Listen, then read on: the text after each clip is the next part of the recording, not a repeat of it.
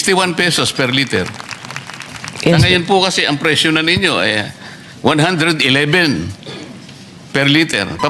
ang presyo niya talaga is very expensive. Makukwenta po ninyo 42 pesos per liter lang.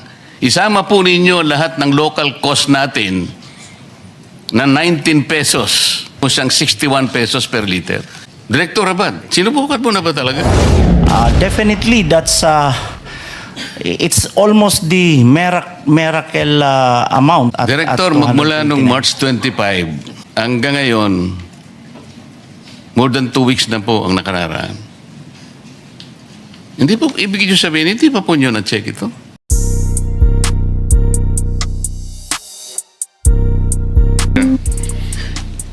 Mr. Chair, siguro po dapat nating pasalamatan lahat ang mga department secretaries natin na nandito ngayon. At alam ko po na inihanda po nila yung mga contingency plans na talaga namang gagamitin talaga kung talagang magpipersist po ang sitwasyon na ating kinakaharap. Ngunit payagan po ninyo ako na ulitin yung pagdududa ko kung talagang ganito na po ba kalala ang problema natin. Kaya ko po naitatanong yun, Mr. Chair. Marami po akong datos na kinuha. Halimbawa po, yung ating pong fuel import, magmula po noong January 1 hanggang April 10. Ito po ay sari-sari na pong oil products. Kinuha po natin sa mga 10 bansa. Katulad po ng Korea, Saudi Arabia, UAE, China, Singapore, Japan, Malaysia, Russia, Iraq at United States. Ang total po as of April 10, Mr. Chair, January 1 to April 10, 6,844,621 barrels. Katumbas po yun, Mr. Chair, ng halos 8,653,381 liters. Ang ibig sabihin po nun, Mr. Chair, kung i-cover lang natin ang pinag-uusapan natin gasolina at saka diesel lang, yun pong 8 billion na liters na yon, 5 billion lang po ang katapat po ng gasolina at saka diesel. Ibig sabihin po, kompleto po tayo ng diesel at saka ng gasoline. Kasi po yung napakalaki po ng ating in-import. 8 billion, so ang consumption lamang po natin ng gasoline sa 3 months, halimbawa, ay 2,142 million liters. Sa diesel po, 2.9 billion na liters. So makikita po ninyo, dito po sa in-import natin sa halos 3 buwan, January 1 to April 10, 5.1 billion liters lamang po yan eh. Kaya ang tinatanong ko po, Mr. Chair, paano sumipa po yung presyo ng gasolina? At may katapat pa pong datos, halimbawa, mula po nung March 1 to March 31, Mr. Chair, sa ngayon po sa nakalap kong datos, nag-import po tayo ng diesel, March 1 at saka hanggang 31 lang po to, Mr. Chair. 951,669 metric tons. Katumbas po yun ng 657,794,174 liters. March 1 to 31. Yung gasolina naman po, ayun po yung gasolina, 657,794,174 liters. March 1 to March 31. Ang gasolina po, ang diesel naman po ay yun po, 951,000, katumbas po ng 1.1 billion liters. March 1 to 31. So kung titingnan po natin ang datos, tama po yung sinabi ng Pangulo na meron pa po tayong 50 to 60 days. Pagkatapos pong sumiklab ang digmaan, 2 buwan lamang po sumipa na po ng mahigit 100%. Yun po yung nakabitin na dapat pong sagutin ng DOE. Paano po nangyari yun? Tingnan po ninyo yung pre-conflict price. Gasoline, Mr. Chair, 55 pesos. Ngayon po, April 10 na itong kinuha ko, 101.16 per liter or 102% increase. Sa diesel po, pre-conflict 60 pesos. As of April 10, 161 pesos or an increase of 168%. Base po sa datos ng importation, kompleto pa po tayo. Paano nyo po i-reconcile itong mga datos na ito? Kaya po, muli ko po sanang ipaalala, Mr. Chair, nung nakaraan pong hearing, March 25, nag-submit po ako ng independent data magmula po sa 2 refineries. Yun pong Petronas tank in Singapore, ang total landed cost lamang po, Mr. Chair, is 51 pesos per liter. Yun naman pong Rotterdam Refinery po na nasa Singapore din ng mga tangke, kung CIF po, Mr. Chair, 49 pesos per liter. Pagka FOB naman po, the same refinery, Rotterdam tanks in Singapore, 45 pesos per diesel. Babalikan ko po yung sinabi ni Director Abad, kasi katabi ko po siya noon. Sabi niya sa akin po, Sen, kung totoo po yan, napakaganda po.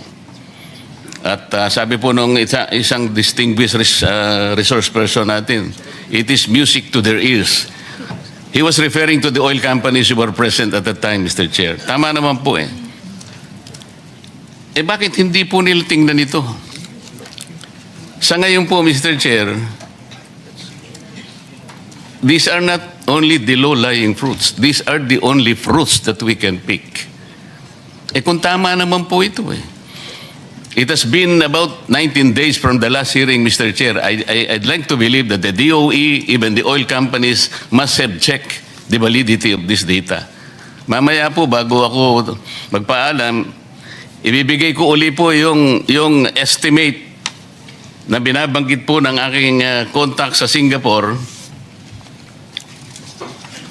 na ang landed cost po ay 61 pesos pa rin. Tumas lang po ng about 10 pesos. Pero 61 pesos pa rin.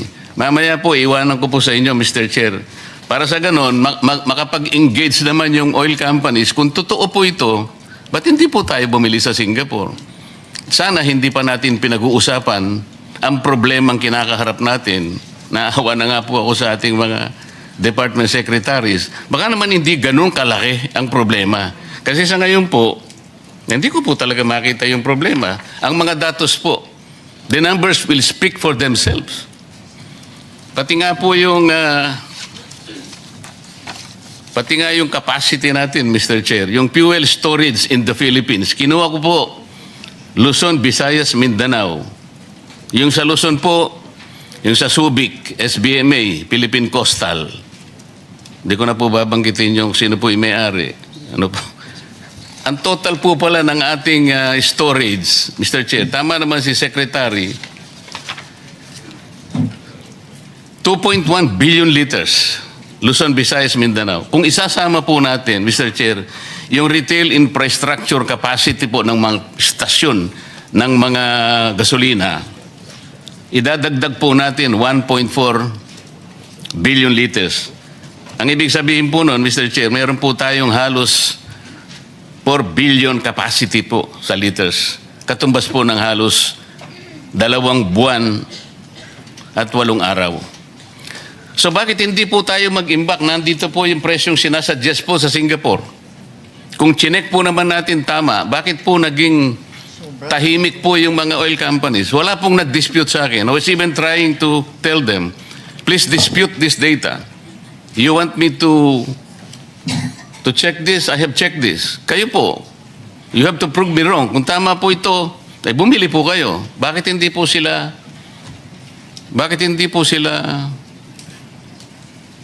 nag-engage sa amin. At ibinigay ko po sa chairman yung mga datos. Inaakala ko po, sabi nga po nila, it was music to their ears. Bakit naman po, Mr. Chair, parang ako ang... It is as if I am the lone voice in the wilderness. Totoo po ito mga data eh. Secretary Abad, na-check nyo ba after 19 days kung totoo po yung mga data na present nung nakaraang pagdinig? Yes, yes, Mr. Chair. Actually, if we talk about Rotterdam, that's still Brent, no? And prices, ang European kasi nakapeg sa Brent prices. So, ganun pa rin kamahal. But Mr. Chair, for example, PNOC now has been buying, ang presyo niya talaga is very expensive. We buy it through, for example, the first was Petro Pacific with Sea Oil. The next one was the trader Vitol. This is an international trader. Second is Vitol, and then Trafigura we used also. The prices, Mr. Chair, are really elevated, especially yung premium transport and insurance. Pero yung product, it's ranging from $230 to $260 per barrel, Mr. Chair. At yun I'm po yung sorry, Madam Chair. Ang sinasabi ko po, yung Rotterdam tanks in Singapore at saka yung Petronas, ito po yung pinakahuling binigay ng coordinator sa Singapore, April 10, 2026. So, April 10 siguro, Sabado lang po yata yun. Ang landed cost po ay 61 pesos. Bakit hindi po i-consider ng oil companies na doon na lang sila bumili? 61 pesos per liter. Yes. Ngayon po kasi ang presyo na ninyo ay 111 per liter. Paano po natin i-justify yun? Kung totoo po ito na na-check ninyo, bakit hindi po natin i-encourage ang oil companies na bilhin po ito? Sir, we have checked also through PNOC and Bakit po walang- sa PNOC kayo nag-check? Ang sinasabi ko po, these are independent data. Ibibigay ko uli po yung sulat po ng coordinator sa Singapore sa ating chairman at itinuturo pa nga niya rito kung paano po yung gagawin. Ito po yung kanyang sulat eh.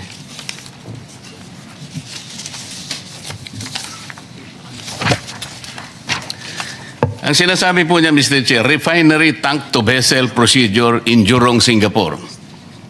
FOB tank to vessel transaction procedure. EN 590 10 ppm Euro for DAS diesel. Alam po ninyo ito, Director, kasi ito po yung standard specification ng diesel. Nakabisa ko na po dahil sa tagal ko na pong nire-review ito eh. Ito po yung sabi niya, alam po niyo yung step 1, meron pong step 2 rito, meron yung step 3. Iwanan ko po para hindi na po ako magtagal. Ang sabi po niya, April 10, 2025, FOB, $800 per metric ton. O, meron po siyang 15, idadagdag po natin ang $15 per metric ton. Shipping cost po yun.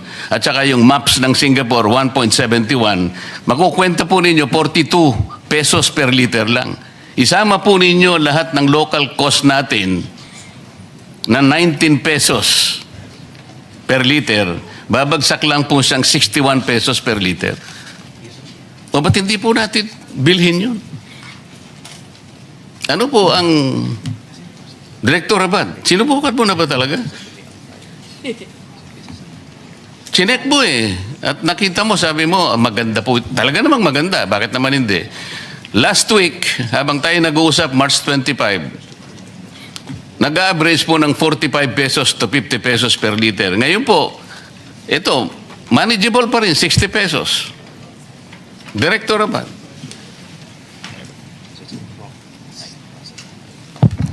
Mr. Chair, we need to get the whole information because if we look at the maps for last week, the FOB, as you mentioned, is for diesel is around 228, almost $229 per barrel. Now, we need to get if this difference, kasi parang ang estimate nyo po, sir, nasa 70 plus lang US dollar per barrel yan. So, definitely that's it's almost the miracle amount if that is the, and that will be that will really help us if that will be the import price as compared to what we have now in MAPS at Director, 229. magmula nung March 25 hanggang ngayon, more than 2 weeks na po ang nakararaan. Hindi po, ibig nyo sabihin, hindi pa po nyo na-check ito? Mr. Chair, we need to get the contact number of the trader because as mentioned by Secretary. Iniwan ko nga po yung contact sa chairman eh. Ang totoo yung, alam po ba niyo yung contact na yon? Sumulat po sa chairman, nag-o-offer po siya ng kanyang tulong sa lahat ng interesadong oil companies na direktang kumuha through vessel tank structure. Ito po, iiwanan ko na naman po itong pinakahuli, pati yung step. There are 3 steps involved kung paano ninyo sila paano kayo makakabili doon. Bakit hindi po ito muna ang pag-aralan natin? Baka ito po ang makakasave sa atin eh. Hindi ko po sinasabi na huwag natin pag-usapan ng contingency plans. Tama naman po yon. Dapat meron tayong pananggalang. Pero kung titingnan po natin, meron pa naman palang pag-asa na meron tayong kukuhanan at hindi naman pala ganito kalubha. Ayaw ko naman pag-usapan na natin ng malulubhang problema, hindi pa naman talaga dapat mangyari pala. This is the whole point, Madam Secretary. Yes, Mr. Chair. We'll get the Bureau to get the data and talk to the oil companies, Mr. Chair. So, Mr. Chair, for the record, I am again submitting to you the steps provided by the contact in Singapore, including the Step 4 Importation Cost Model to the Chair, na ngayon po ay $800 per metric ton. Katumbas po ng, kung isasama po ng landed cost ay 61 pesos per liter lang. Hindi po kagaya ng ibinebenta na po ngayon sa atin na mahigit na pong 120, 130 pesos per liter. Salamat po, Mr. Chair. I think Senator Marcoleta, can you flash that earlier? Nakita ko sa screen yung contact person. Pwede ba nating i-ano yung sa screen para makita po ng lahat yung ComSec screen? paki-flash nga. Marami pang ganyan. Yeah, no. I think this is the... please take note, Director Abad, itong Pent Alpha Enterprises PTE Limited in Singapore. Si Mr. Wayne Houghton, authorized representative. Take note. But the committee will... let me direct the committee secretary to furnish the Department of Energy this letter given to us by Senator Marcoleta. And also this slide too, Mr. Chair, para makita po nila yung price as of April 10. Alright. Ayan po. Mache-check po ninyo dyan. Thank you, Senator Marcoleta. We recognize Senator Marcos. Sorry.